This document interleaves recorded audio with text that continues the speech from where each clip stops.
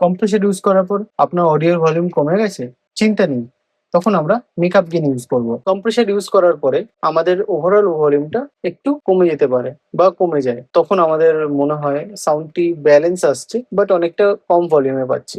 তখন আমরা makeup gain বাড়ালেই আমরা সেম ইনপুট লেভেল বা সেম অডিও যেটা আমরা উইদাউট কম্প্রেসর শুনেছিলাম, সেটি আমরা কম্প্রেসড হয়ে আরো ব্যালেন্স সাউন্ড আমরা আউটপুট পেতে পারি। সেটি আমাদেরকে মেকআপ গেইন সেট করে দেয়। মেকআপ গেইন কোনো কম্প্রেশন করে না, শুধু এটি আউটপুট লেভেল বাড়ায়।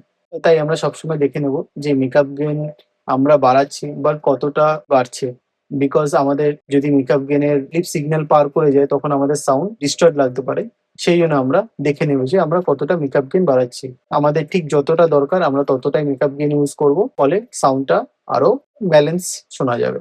এর সাথে সাথে আমরা অবশ্যই একটা জিনিস চেক করব, যেটি হলো gain reduction meter. Gain reduction meter হলো আমাদের সিগন্যাল কতটা কম্প্রেসড হচ্ছে এবং কতটা আউটপুট করছে। আমরা ইনপুট সিগন্যাল দেখতে পারি যে আমাদের সিগন্যাল কতটা ঢুকছে, বাট কতটা কম্প্রেশন কাজ করছে সেটি আমরা দেখতে পাই গেইন রিডাকশন মিটারে। আমরা অবশ্যই সেটি চেক করব এবং দেখবো যে আমাদের কম্প্রেশন ঠিক কতটা কাজ করছে। খুব ওভার গেইন রিডাকশন হলে কম্প্রেস সাউন্ড শোনায়। আর এটা আমরা আমাদের টেস্ট অনুযায়ী দেখে নেবো যে আমাদের কতটা গেইন রিডাকশন হচ্ছে কম্প্রেসরে। পরের ভিডিওতে আমরা দেখবো যে কম্প্রেসর ছাড়া এবং কম্প্রেসর দিয়ে সাউন্ডটা ঠিক কেমন শোনা যায়। আর সাউন্ড আর্ট ইউটিউব চ্যানেলকে সাবস্ক্রাইব করুন এবং ফেসবুকে ফলো করে রাখুন এরকম আরো বাংলা টিউটোরিয়াল ভিডিওর জন্য।